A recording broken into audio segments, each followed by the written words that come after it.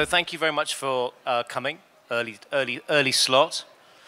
So the question I was going to first ask is, what's a social entrepreneur? So the question is it a flash big guy? Is it a little Cossackie trooper? Or is it a cool person who is at one with all the kids and the cool crowd? I think just to tell you what is a social entrepreneur first, I think it's quite helpful just to get some clarity as to what we think of as social entrepreneurs, and then we'll talk a bit differently. This, I'm sorry it's not in, it's in English, but this is broadly speaking what we would think of as a social entrepreneur. There's nothing in there about capitalism or money. It's all about social need and social change, and we'll talk about that in a minute. But I think that probably my view of what is social entrepreneurship is the last comment, which is that it's entrepreneurs with a social mission. Entrepreneurs first, social mission second, but we'll come to that in a moment. And then this horrible long list of how would you measure the social benefits.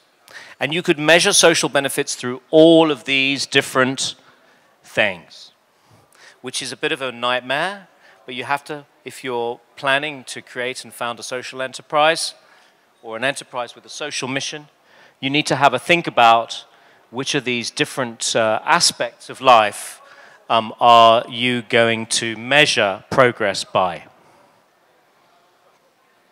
So this is my approach when I am creating entrepreneurial projects with a social mission. For me, what's important is developing a very simple idea, and I'll come back to you in a minute with this, it'll be clear. Building a market for producers and for users. Creating opportunities for people to volunteer and give time for no money, which always helps. And I think the most important thing is to think of entrepreneurship and not think about rich people or poor people. I think there's a charitable view of social enterprise, that it's a charity and it's bleeding heart and we're all looking after the poor. I think we need to equally look after the rich as we look after the poor and bring the two together, which will become clear in a moment. And then there's this thing about creating a thing. Whenever I have founded social enterprises or enterprises with a social mission, there's always been an element of them trying to create a thing which has some notoriety and some difference and is unusual, or which has something which asks the public to come to it. And it's also creating a bit of a movement or a little thing, a thing which people capture. I think there are questions you need to ask if you're setting up an enterprise with a social mission, to understand initially kind of who you're dealing with. Is it about I or is it about we? Is it something which is almost a template which can be repeated, or is it something which progresses over time? How are you going to deal with the benefits and how are you going to do with the losses, the profits, what you make? How are you going to make those profits and what do those profits do? And is your enterprise, is the market a global one or a local one? I think what's also important here is certainly what I do is try to always create disruptive change in some shape or form, which will become clear in a moment again. I think there's a need for it not to be too complicated and for things to be transparent. This is a wonderful description of what a CDO is. And I think also there's a certain naivety which needs to play out. And I think you need to be consciously naive. And I think sometimes that's quite good. So I'm going to talk to you initially about three projects, which are all social enterprises in their own right, and have all kind of created in their own pool quite significant change, which will give you an insight, I think, into what is social enterprise and also how to create things which have maybe some sustainable growth and benefit as a result of it. So this is an image from a venture which I created in 2002 and which finished in 2009 in a mining town outside of London in the northeast of England, We ended up with a beautiful bridge. We ended up with a beautiful square. We ended up with lots of kids' playgrounds. And we started the process by consulting local people and asking them what they wanted and how they wanted their town to improve. And off the back of that, I created, in effect, a community venture, which was a public-private arrangement, a public-private partnership of businesses and funders.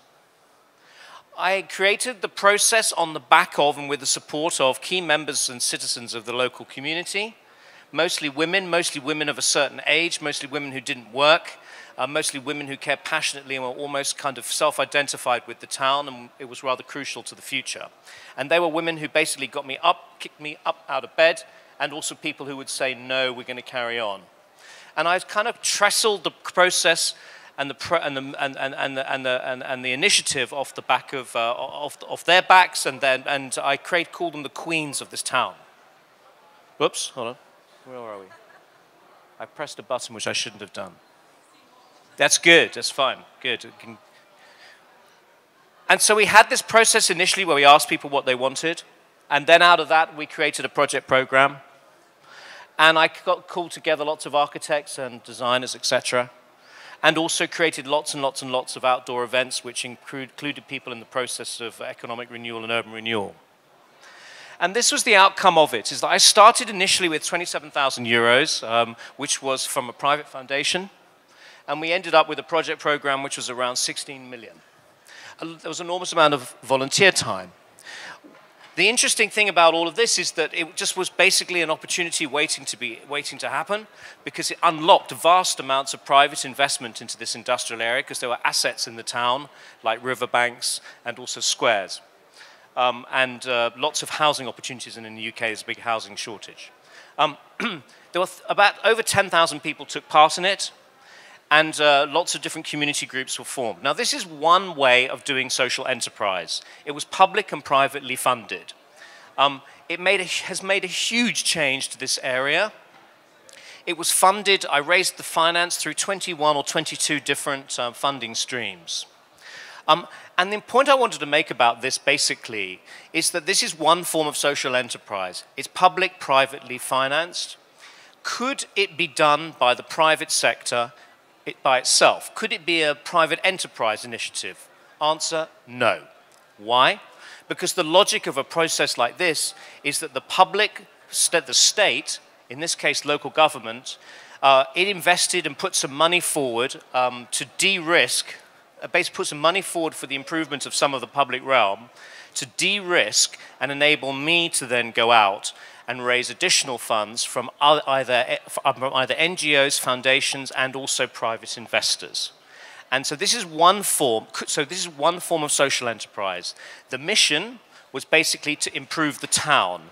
The means was generating a public and private fund. State money needed to be there to de-risk private money in order to improve the public space. It's more of a structural approach to social enterprise. It's community venturing.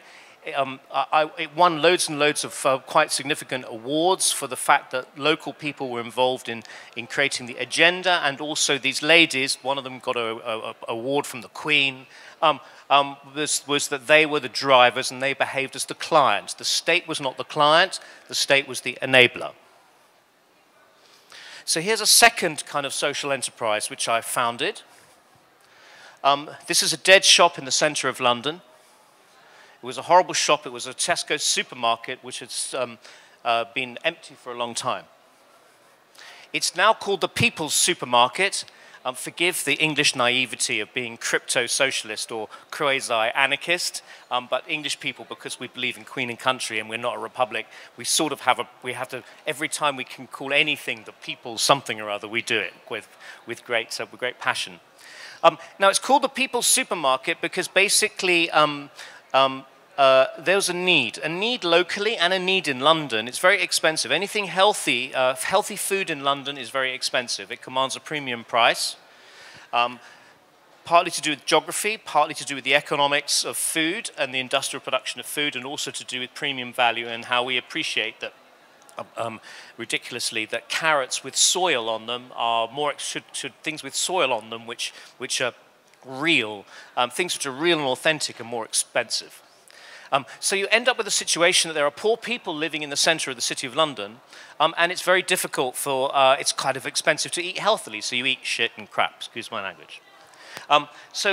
One way of doing that was to try and somehow change the economics whereby it made it possible for premium value food, or at least healthy food, to come into the city in a particular way. And my answer to this question and this need was to create a cooperative supermarket and to create a slightly unusual business model.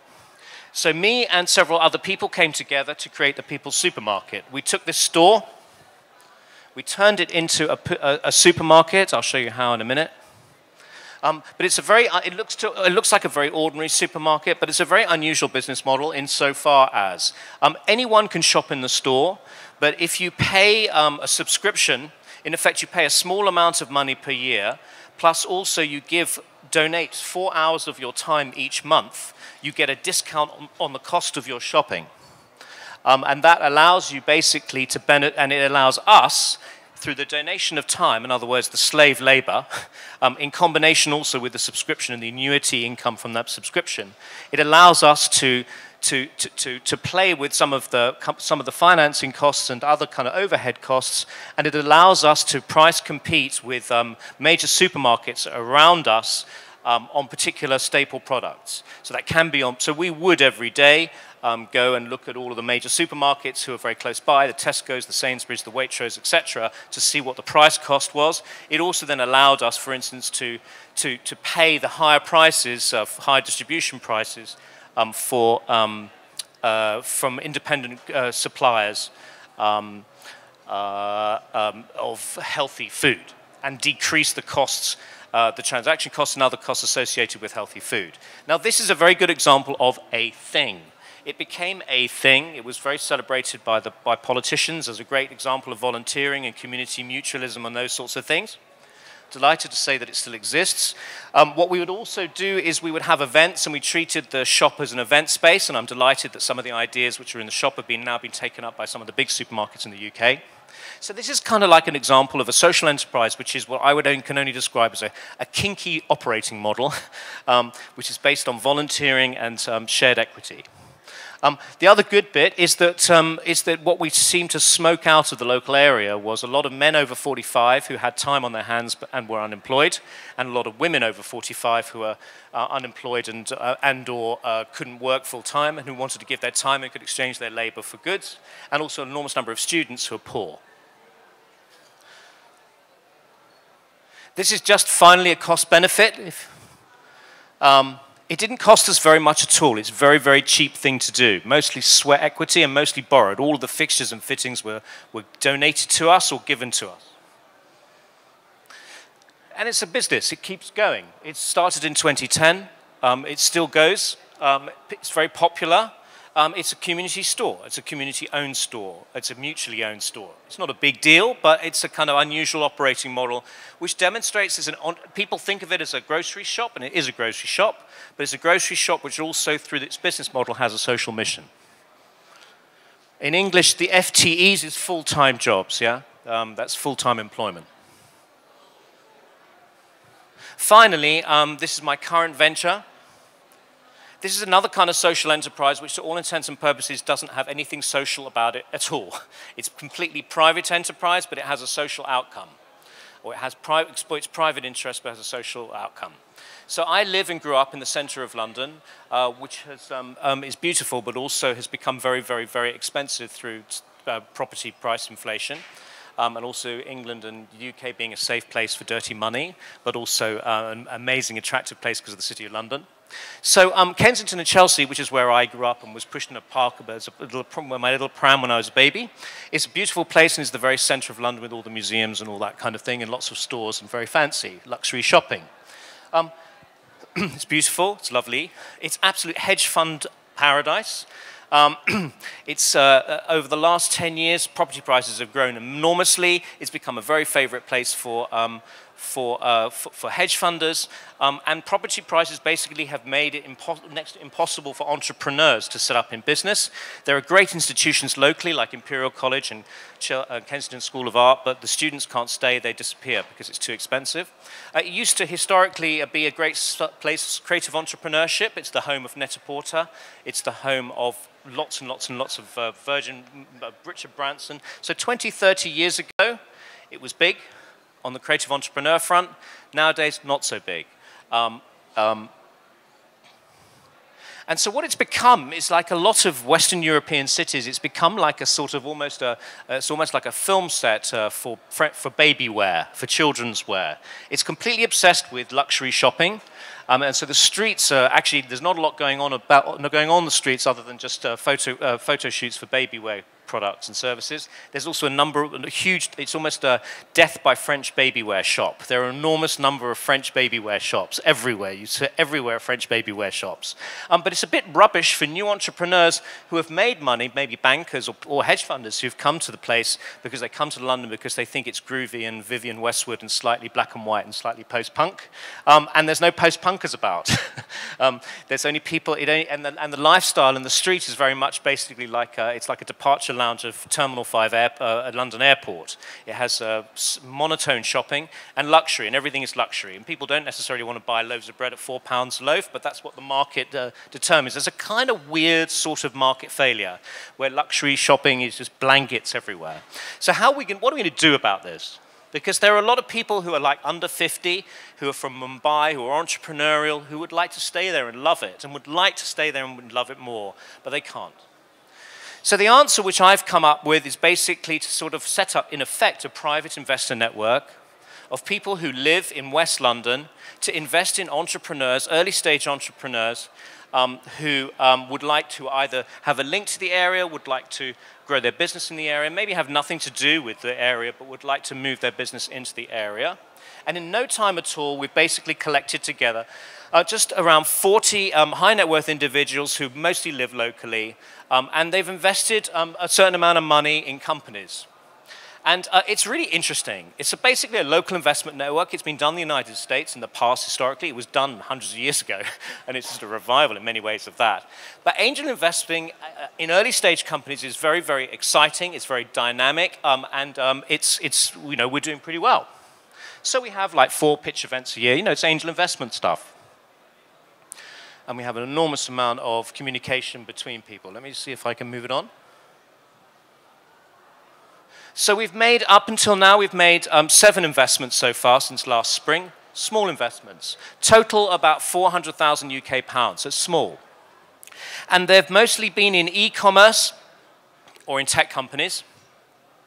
And you end up, situations where, because angel investment wants to go there. But, these are from pages of some of the 4 companies we've invested in. So top right is a senior care e-marketplace, which set up by a guy who is a doctor, who is trained and has operated as a doctor in Chelsea and Westminster Hospital, and we're about to next week announce a very big VC investment off the back of our small baby investments. We put in about 140 grand, £1,000, and now there's quite a large VC coming in and, well, trebling it, if not more. He grew up, he trained in the area. Lower left, she's now raising money through Series A, which is a crowdfunded content platform, B2B business. The lady who runs it, sort of 28, went to Chelsea School of Art, lives in Kensington, very cool, fantastic business, she's growing very quickly. Lower right is a loyalty application run by 2 entrepreneurs who live in an area called Chiswick, which basically is an app which collects up loyalty points from independent retailers. There's quite a few of these things. These guys have done it locally and are growing it locally. So and my members just want to invest in private businesses. Some of them might want to invest in the end in social businesses, but at the moment it's private businesses. But still it's a social enterprise. Why? Because basically I'm looking out of this group to create local prosperity and feed back. And how am I going to feed back into the local area? So here's the social bit. So in spring of next year, inevitably my members my members and also various investors said to me, David, I'll join you, but I want to have a hub or an accelerator or an incubator locally. So when I come, after I've done my 15-mile run, I can come and rest my head somewhere, and also companies I put money into, I could house them and I could go and see my investments and do my work. And also there's quite a few people, most of my members went to INSEAD or Wharton, and they're sort of between 35 and 45. But there's a lot of members clubs in London, but they're all rather cool, and you know, if you get to over 32, you get kicked out because you're not cool enough. There's a sort of a market for intense business types. What we're doing is in the spring of next year, I will open this up, the ground floor. This is a new building in West London near Westway, near Westfield, a huge shopping development. I've done a deal where I've gone into joint venture with a property company, and the lower floor is going to be an accelerator for companies which have a local link. It's going to be, in first instance, a kind of investor hangout with some, well, we're going to accelerate about 20 companies a year. And then there's a kind of co-working thing of people with fixed desks, people with shared desks, and what have you. The critical thing is that it's like a kind of local investor hub. But the really important bit is the social mission. So where does the social mission manifest itself? So I did a deal with the local authority who have responsibility in parts for this space. We get it for half market rent, and I'm negotiating at the moment about the rates. And we will charge our people who take the space, we'll charge them a full market rent, or maybe a little bit less, but a full market rent. And what that'll give us after a period of time is an investment fund. We'll take the surplus generated from the rental income and also from the events and lots of other things, because I do plan to have stuff for local entrepreneurs, stuff for my members, and also we hope to, we're not far away from Heathrow Airport, is we'll get some fantastic speakers in, sort of global entrepreneurs and business people as well. And it's a fantastic area because there's 1 million bankers live there, and also around the corner is the founder of Skype, and across the road is the founder of this, and so and so and so and so. We've got a great little community who we can exploit. So with the surplus from running the place, we're going to put it into a fund, and that fund will then be reinvested. It'll be both reinvested into our community, but also invested into local businesses. And we'll run it as a fund with fund management, and it'll also allow my little group of angel investors to suddenly become a fund.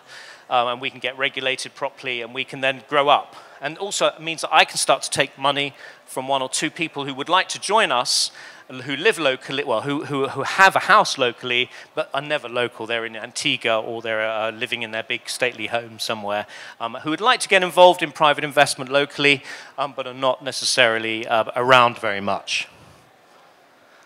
This is just an architect's thing. Might look something like that. So it's going to be sort of, you know, minimalist chic, which is fortunately rather expensive, but something minimalist, something colorful and transparent. And this is where we are. It's really early days. But to all intents and purposes, you need to know that this is just basically, it's a private event. I set it up. I got some money out of local government to do it. They gave me equivalent of £150,000 across 3 years to set it up. Now they have no role whatsoever. And I suppose the point I wanted to make is that how can the state, you know, did I need the state? Yes. Why? Because no one really initially had an interest in formulating a group of local investors and couldn't see the opportunity of local investors.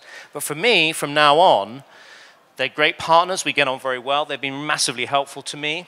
They have no forward investment in me, or us rather.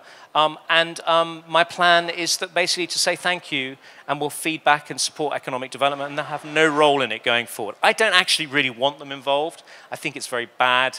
It's like subsidy. It's sort of, in the end, is that it'll tie me up, whereas what I want to do is to take my investor group, grow them into a fund, or grow their money into a fund, capitalize on their fund, and also what I'd like to do is to then take them into a property fund to invest or co-invest in a grow-on space for people who've come through our space and now want larger opportunity. But it's, as you'll see, income, it's very, we'll get some fixed income from the space, but it's real bootstrapping stuff. It's not a load of money knocking around.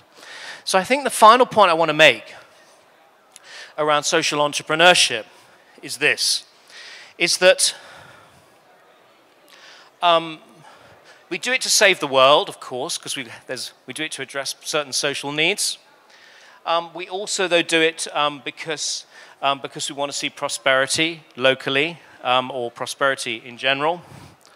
And I think the important bit is that we do obviously want to be disruptive and different. The critical question is, does it scale? The answer is, I don't think it scales in conventional ways. I think how it scales is that it's mimetic insofar as it throws something into the culture which then gets copied and then gets also taken on by private enterprise in a more efficient and effective, and it becomes part of corporate life and social life. But the critical bit is that it does scale, but on a different terms.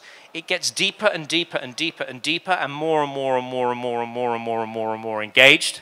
It also provides avenues and opportunities for private enterprise to come in, sometimes through as a social SRI and those sorts of things. But also it starts to change some of the game plan around how areas and geographies and local areas and local networks kind of grow and generate prosperity. So does it scale in the conventional sense? In other words, will my little angel group copy? And will we set them up, one up in Ljubljana, one in Buenos Aires, or what have you? I don't know, maybe. But the critical thing is that we will become more and more and more an intrinsic part of the local community and the local economy and generate value that way. The thing I want to leave you, though, is this other thing, which is just a very simple point. Just all of these things are little oases, little objects, little things, little apps, critical little things which kind of start to trigger sort of change. And so they are in their own way slightly cosmetic, and they are in their own way slightly superficial, but they're also trying to be slightly different. So my last point is that if you think about social enterprise as a worthy, charitable, well-meaning, all very urgent kind of thing, an earnest sort of thing, is think again, because they can be cute, actually very significant and quite progressive initiatives. Thank you.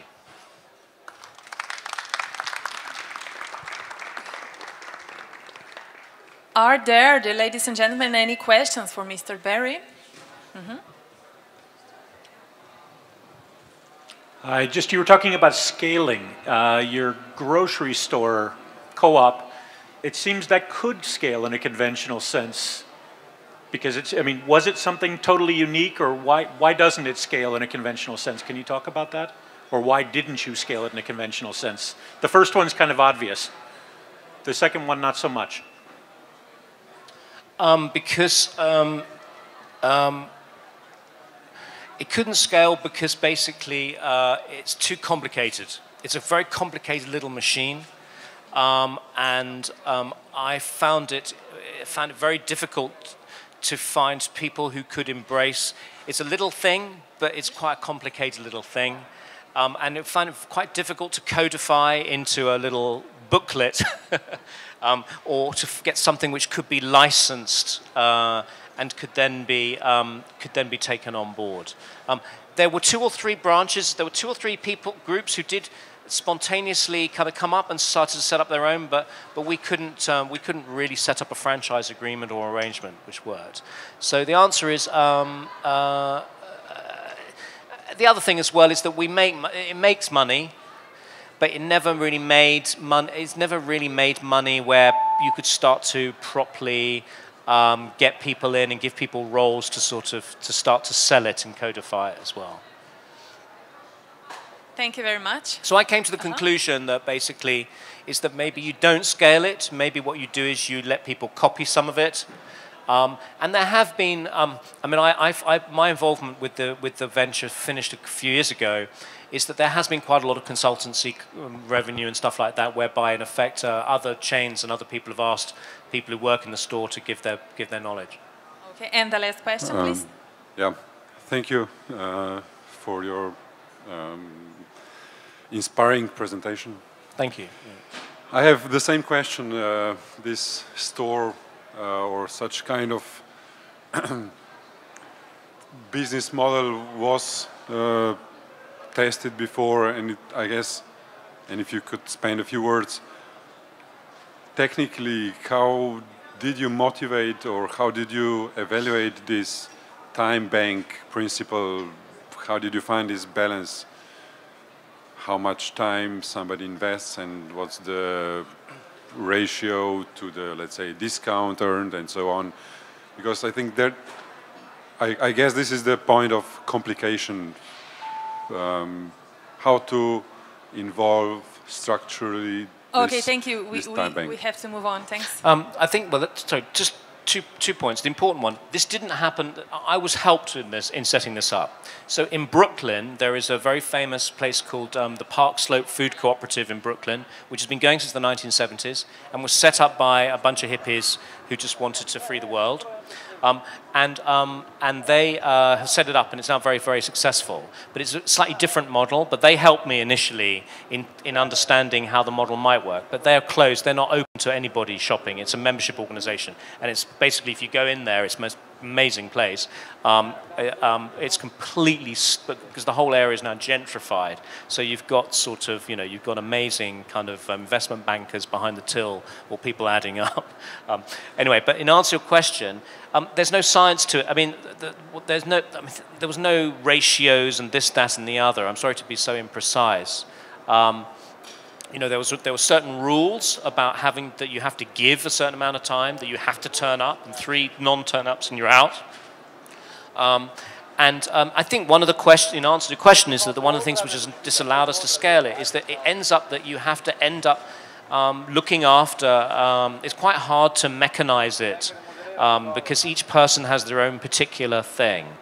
Because then this is where it becomes, you know, it's a community empowerment thing, and you have to look after. I have to look after him. I have to look after you. I have to look after him. I have to look after her.